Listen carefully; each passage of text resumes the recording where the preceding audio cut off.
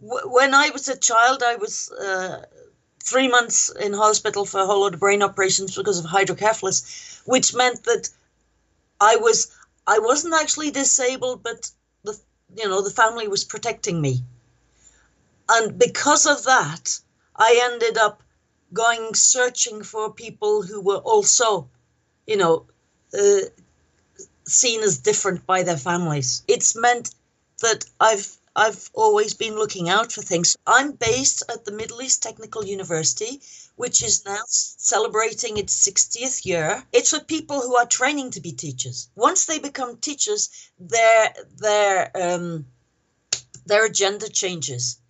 They don't see themselves as learning anymore. They're focused on doing what they're expected to do. So this is really, really important. Get them get them before, before the mold has, the concrete has set in the mold. But what we're talking about is, what if we actually designed this as a MOOC, which for me would not be easy because I'd be starting from absolute scratch. And what's happened here is, okay, I joined this university in 96. In two, and in that very first semester, I I spoke with my first blind student here. Why blind? Because they're the ones that they're obvious, right? Um, if someone's deaf, if someone's deaf, if someone's deaf, you can't see that, right? And um, and then that student took me to the student group that had been established in 1991. Okay, 25 years ago, if I had wanted to do something, and that's where a lot of people, when they start something, they think, okay, I'm going to take this information, talk to my director, and she will allow it. Right? It doesn't happen like that, because you've got to find the people who are actually interested.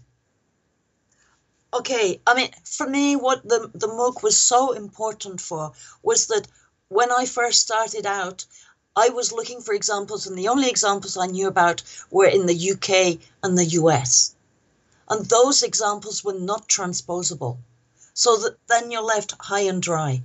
But the examples, the wide variety of examples that the MOOC gives from different countries and different situations in Africa, there, it's one of those, it's something, well, people will look at that and say, I can do that.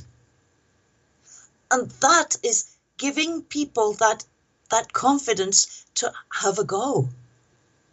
That is what is important. Have a try.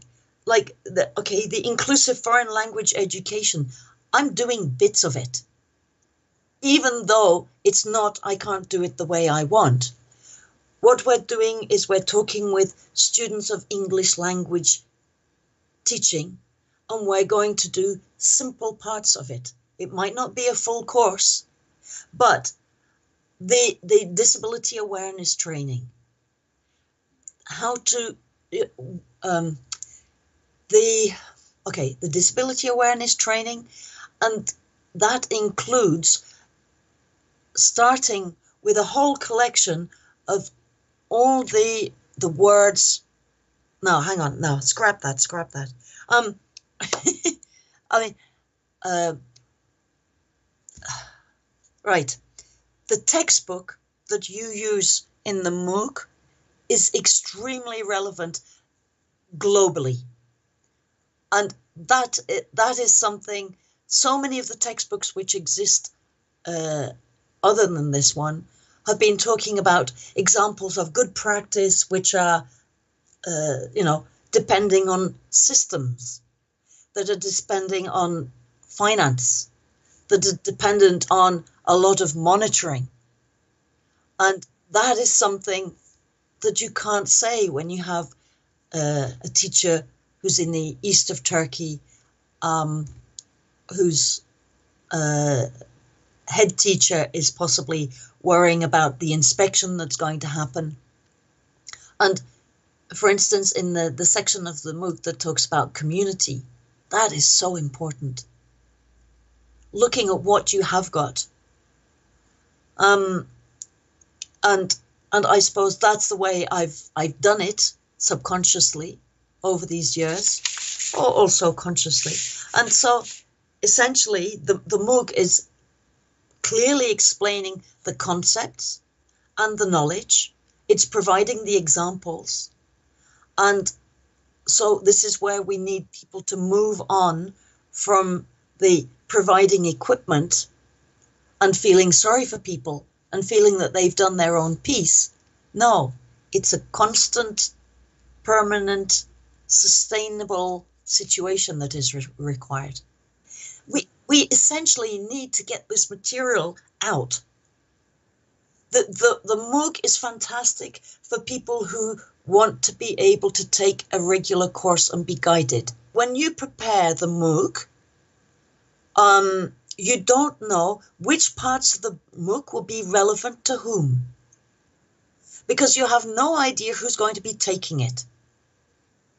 So, for instance, one person will say, hang on, that child, it's like a child. Didn't I have a child like that in my class, And someone else will be saying, my little 2-year-old is going to be growing up, and in 3 years' time, I'm going to be trying to get that kid into school. Who do I need to talk with? And so that's where the material in the 5th and 6th week is really important. The key materials that are used on the MOOC are available outside the times of the MOOC. And why is this important? Because I actually, inspired by the MOOC, I prepared a whole program for a course which is called Inclusive Foreign Language Education. Mm-hmm. And this course,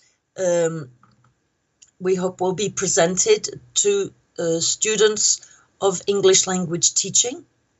And I got permission. I was able to use certain sections of the textbook that you use in the course. Mm-hmm. A lot of the examples are really important because, something that is done in the US is fine because you've got all the structures, you've got the laws, you've got the awareness that exists in the States. But when you try and do something in a remote village and you've got one really keen teacher, what do you need to present her? You can't say the laws, you can't say the infrastructure, but she might have one very keen brother or an uncle or a sister who really wants their sibling to be able to get access to education. And so if we can get the information so that that person who might not speak that much English, but who has enough from the MOOC to be able to understand the concepts, good enough. It's not a matter of perfection, right? And that is where this MOOC is, to me, it was like, it was exactly what I would have needed 25 years ago.